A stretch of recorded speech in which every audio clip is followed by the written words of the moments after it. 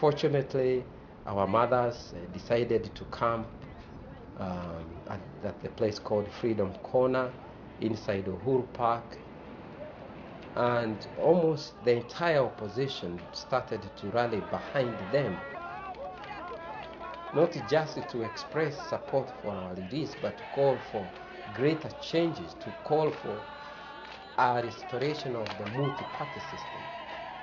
They went on a hunger strike and they fought for our freedom in a way that only a hen whose chicks are about to be stolen by a hawk will fight. They fought a battle. In Kenya this week, police used tear gas and clubs to disperse a group of women hunger strikers demanding the release of political prisoners. Kenya's KTN was there when police moved in on the demonstrators.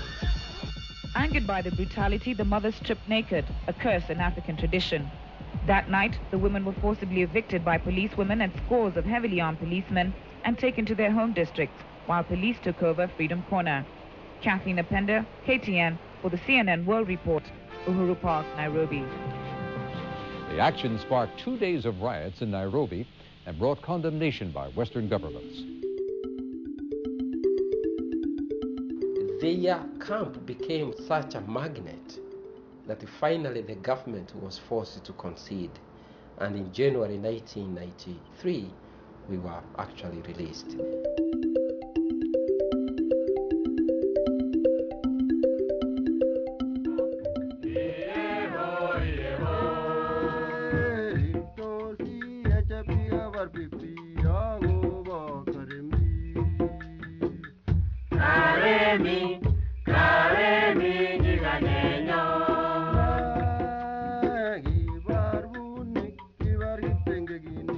President Moi has been presenting himself as a non-tribal person, a non-partisan person, a very humane person. He's just the opposite. The tribal clashes, when they came to fulfill his prophecy that multipartyism would bring tribal clashes in this country. You know, we came out, then the country had been, a multi-party system had come, and I remember people asking us, telling us, this is what we fought for. And indeed, it's what we had been fighting for. But we asked them, whom do we have as a midwife to deliver democracy into this country again? It is the same nurse that had killed it before, Moi.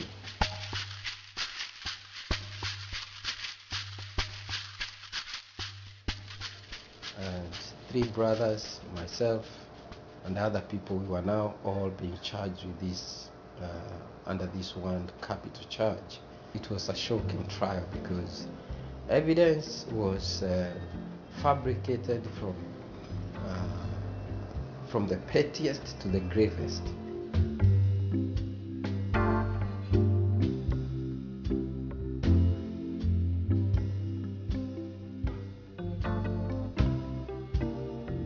The judgment was read for us in prison.